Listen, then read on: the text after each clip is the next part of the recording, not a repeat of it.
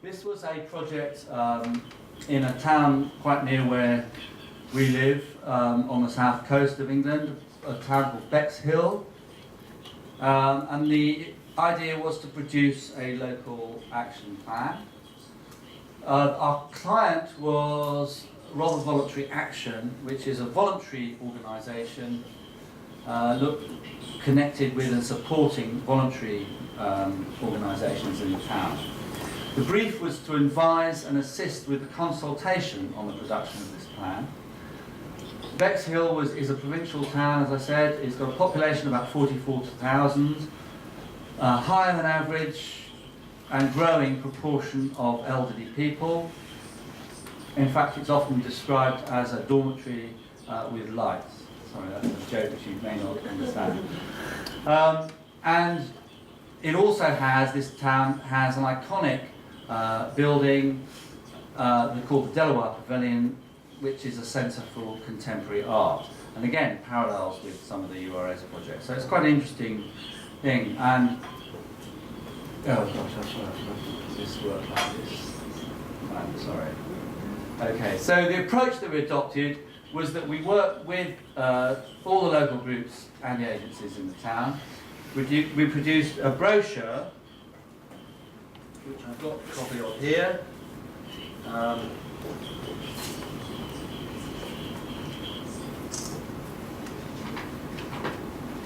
To show you, which I can pass around.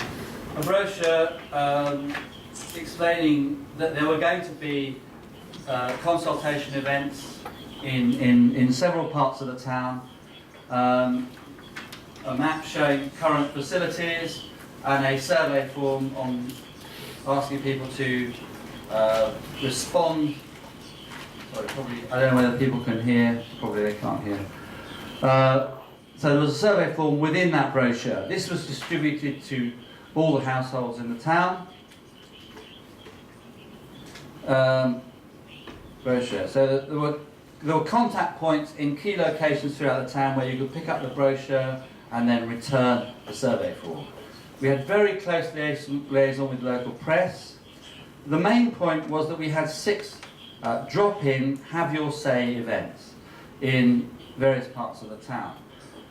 And again, it relates to this issue of elderly people having their particular habits. One of the habits of old people in Bexhill is that they have regular coffee mornings in community centres in their own neighbourhood. And this is one of the highlights of their kind of calendar of their week, was that they would have these coffee mornings.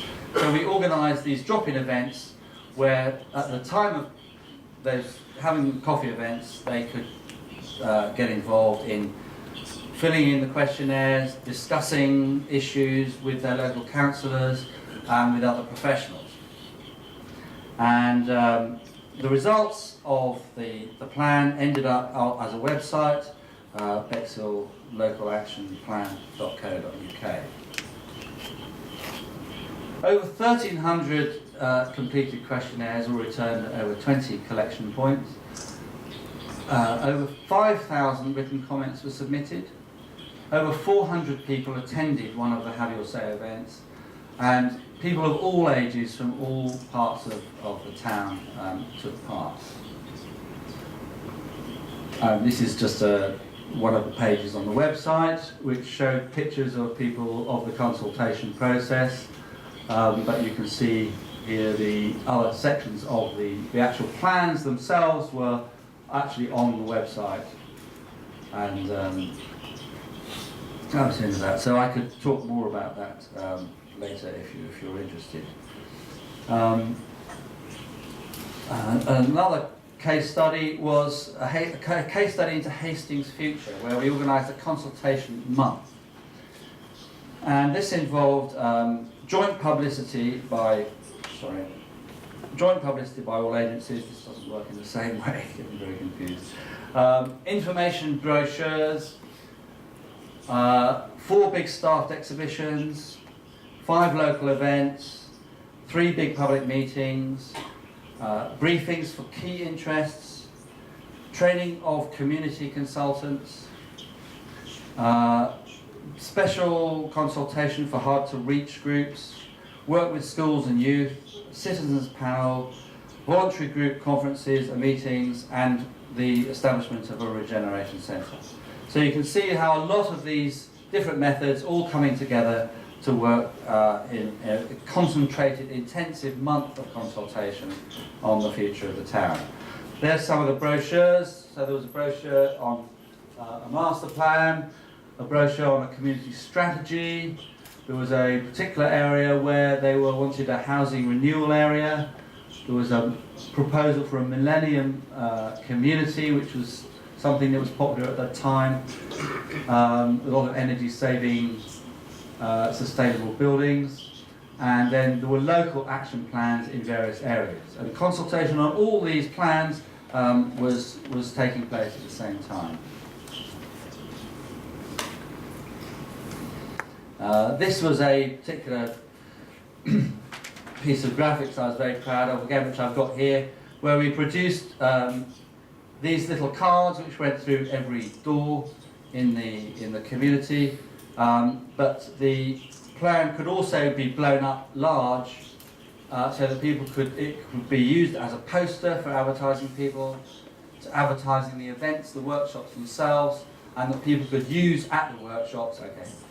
People could use at the workshops to kind of develop and draw their ideas. So that was just a kind of interesting aside. Right, so that's just a few little bits of case study, and again I can talk about more of that later if you'd like to have any questions. To go back to the scenarios, I was thinking about what are the scenarios that might work and that could be developed in Taiwan.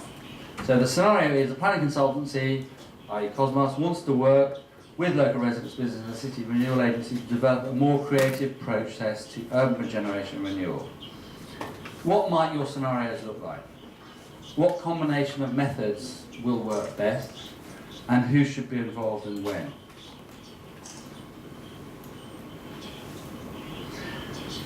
Now, these are just my initial thoughts on your situation in Taiwan, and I should say they're very initial thoughts because I've only been here for 3 days, so in a way it's very arrogant for me to have any ideas at all, but I've been asked to have ideas, so here they are. First of all, the importance of monitoring and checking that the acupuncture approach, which I think is just brilliant, I think it's a wonderful approach, but the importance of making sure that it hits your strategic goals.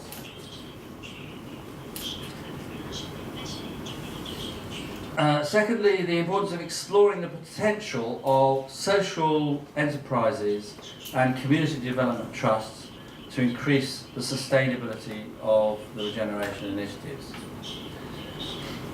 And there are a lot of different models of these kind of enterprises, as I mentioned earlier, development trusts and land trusts and so on, which may be really applicable to you here.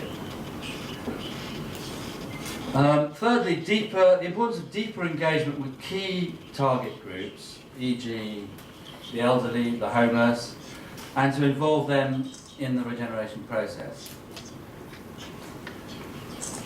And then possibly, finally, more outreach, of going out to people that need to be engaged rather than expecting them to come to you.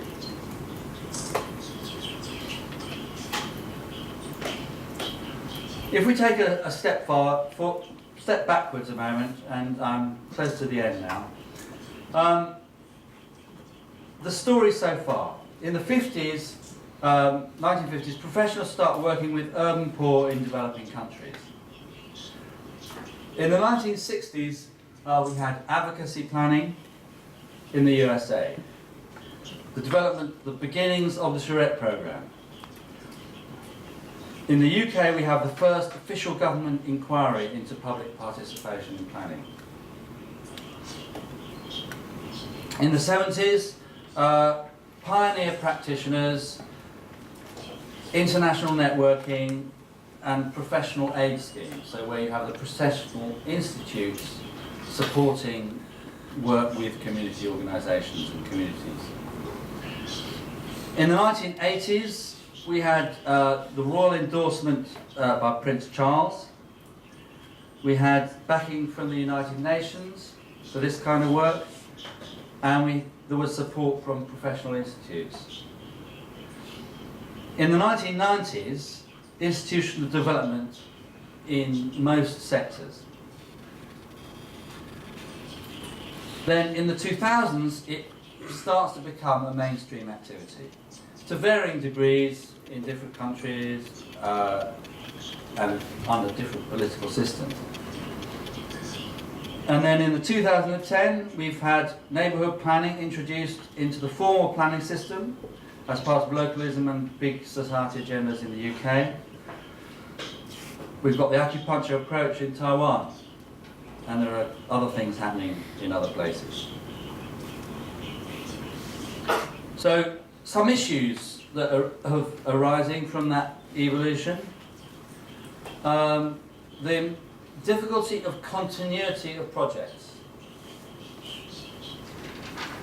The difficulty of getting continuity of funding for this kind of work. So the continual stopping and starting of project work is a continual problem. And I think also the lack of evaluation to provide evidence of what works and what does not. I mean, even in a project like the Castleford project, which I was mentioning to you, I am not aware of anybody that's really analysed which bits of that project worked and which bits didn't. And it's something that needs to be done a lot more, and it's something where government and academic institutions really could be playing a much more important role. And then perhaps finally, the importance of developing engagement methods to suit the community and not the planners. So the community is increasingly in the driving seat. They are the people who want to plan, and as planners, I'm assuming we're mostly planners, that's what we need to help them do. So, in terms of what next in terms of evolution? My feeling is that engagement strategy is the key thing. There is an ever-expanding menu of methods to suit different aims and resources. There's huge potential of the internet, which is only just beginning to be explored. Climate change increases the need for community planning, I think, and this is something I haven't touched on, but both in terms of lessening climate change, but also in terms of mitigating it when it really does happen.